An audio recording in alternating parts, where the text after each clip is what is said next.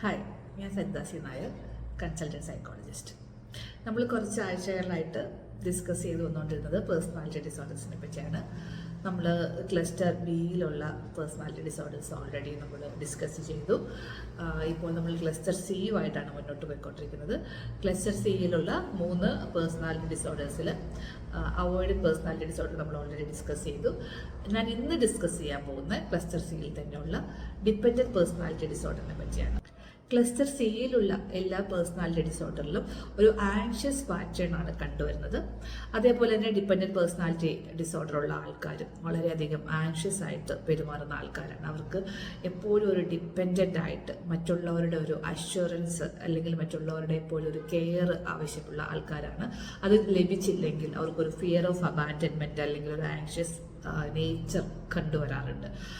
ഈ dependent personality disorder പേര് സൂചിപ്പിക്കുന്ന പോലെ തന്നെ അവർ മറ്റുള്ള ആൾക്കാരിൽ വളരെയധികം ഡിപ്പെൻഡൻ്റ് ആയിരിക്കും. അവർക്ക് എന്ത് കാര്യത്തിനും ഒരു റീഅഷ്വറൻസ്, ഒന്നൊന്നുമല്ല ഒരു 100 റീഅഷ്വറൻസ് ആവശ്യമാണ്. അവർക്ക് സ്വയമേ ഒരു ഇൻഡിപെൻഡൻ്റ് ആയിട്ടുള്ളൊരു ഒരു ഡിസിഷൻ എടുക്കാൻ സാധിക്കുമെന്ന് അവരൊരിക്കൽ പോലും ചിന്തിക്കുന്നില്ല. അവർക്ക് അതിനുള്ള എബിലിറ്റി ഉള്ളതായിട്ട് അവർ അംഗീകരിക്കില്ല. എനിക്കൊന്നും തനിയെ ചെയ്യാനുള്ളൊരു കഴിവില്ല, എനിക്ക് മറ്റുള്ളവരെപ്പോഴും അവരുടെ അഷ്വറൻസ് വേണം, അവരുടെ ഹെൽപ്പ് വേണം എന്നുള്ള ഒരു ചിന്തയാണ് അവർക്ക് എപ്പോഴും ഉള്ളത്. അത് കിട്ടിയില്ലേ അവർ ആങ്ഷ്യസ് ആവും. അവർക്ക് എപ്പോഴും ഒരു ഫിയർ ഓഫ് അബാൻഡൻമെൻറ്റ് ഉണ്ട്, ഞാൻ ഒറ്റപ്പെട്ടു പോയാലോ അങ്ങനെയുള്ളൊരു ചിന്ത അവർക്ക് എപ്പോഴും ഉണ്ട്.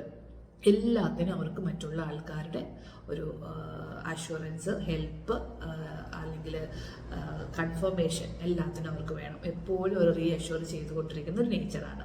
മറ്റുള്ള ഒരാളുടെ സപ്പോർട്ട് കിട്ടാൻ വേണ്ടി അവർ ഏത് എക്സ്റ്റെൻറ്റ് വരെയും പോകാൻ തയ്യാറാവും. അത്രത്തോളം അവർ കെഞ്ചി കേണാണെങ്കിലും എപ്പോഴും ആൾക്കാരുടെ സപ്പോർട്ട് അവർക്ക് വേണം. അവർക്ക് ഒറ്റയ്ക്ക് നിൽക്കാൻ പറ്റില്ല. അങ്ങനെയുള്ള ആളുകളാണ് ഇൻഡിപെൻഡൻറ്റ് പേഴ്സണാലിറ്റി ഡിസോർഡറുള്ള ആൾക്കാർ. അതുപോലെ അവർക്ക് ഞാൻ നേരത്തെ പറഞ്ഞ പോലെ ഒരു ഫിയർ ഓഫ് അബാൻഡൻമെൻറ്റ് ഉള്ളതുകൊണ്ട് അവർക്ക് എപ്പോഴും ആരെങ്കിലും കൂടെ വേണം. അവർക്കൊരു ക്ലോസ് റിലേഷൻഷിപ്പ് നഷ്ടപ്പെട്ട പെട്ടെന്ന് തന്നെ അവർക്ക് ഉടൻ തന്നെ വേറൊരു ക്ലോസ് റിലേഷൻഷിപ്പ് അവർക്ക് വേണം. അവർക്ക് ഒറ്റയ്ക്ക് നിൽക്കാനുള്ളൊരു എബിലിറ്റി ഉള്ളതായിട്ട് അവർ വിശ്വസിക്കുന്നില്ല. അതേപോലെ തന്നെ ഒരു ജഡ്ജ്മെൻറ്റൽ എബിലിറ്റി അവർക്കുണ്ടെന്ന് അവരൊരിക്കലും സമ്മതിച്ചില്ല. എനിക്ക് തീരുമാനം എടുക്കാൻ അറിയില്ല, തീരുമാനം എടുക്കാൻ സാധിക്കില്ല, ഒറ്റയ്ക്ക് ഒരു തീരുമാനം എടുക്കാൻ അവർക്ക് ഒരിക്കലും പറ്റില്ല എന്നാണ് അവർ സ്വയമേ വിശ്വസിക്കുന്നത്. അവർക്ക് അതിനെല്ലാം മറ്റുള്ള ഒരാളുടെ ഹെൽപ്പ് ആവശ്യമാണ്. അവരൊരിക്കലും ഒരു റെസ്പോൺസിബിലിറ്റി ഏറ്റെടുക്കാൻ തയ്യാറാവത്തില്ല. മറ്റുള്ള ആൾക്കാർ അവർക്ക് പകരം അവരുടെ റെസ്പോൺസിബിലിറ്റി ഏറ്റെടുക്കണമെന്ന് അവരെപ്പോഴും ആവശ്യപ്പെടും. അതേപോലെ എപ്പോഴെങ്കിലും ഒറ്റയ്ക്കാവുകയാണെങ്കിൽ അവർക്ക് ഭയങ്കര ബുദ്ധിമുട്ടാണ്. അവർക്ക് ആരെങ്കിലും എപ്പോഴും അവരുടെ കൂടെ വേണം. അവർ ഭയങ്കര ബുദ്ധിമുട്ടാണ് സ്വയമേ മാനേജ് ചെയ്യാൻ വേണ്ടി. എനിക്കൊന്നും ചെയ്യാൻ കഴിയില്ല എന്നുള്ളൊരു വിശ്വാസമാണ് ഈ ഡിപ്പെൻഡൻറ്റ് പേഴ്സണാലിറ്റി ഉള്ള ആളുകൾക്ക്. അപ്പോൾ ഇങ്ങനെയുള്ള ഈ ഡിപ്പെൻഡൻറ്റ് പേഴ്സണാലിറ്റി ഡിസോർഡർ ഉള്ള ആളുകളെ നിങ്ങൾക്കറിയാമെങ്കിൽ അവർക്ക് എത്രയും പെട്ടെന്ന് പ്രൊഫഷണൽ ഹെൽപ്പ് ആവശ്യമാണ്. അവരെ മാറ്റിയെടുക്കാൻ സാധിക്കും.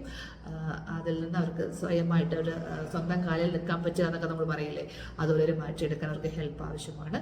അങ്ങനെയുള്ള ആളുകൾക്ക് എത്രയും പെട്ടെന്ന് ഒരു പ്രൊഫഷണൽ ഹെൽപ്പ് പ്രൊവൈഡ് ചെയ്യേണ്ടതാണ്. Thank you.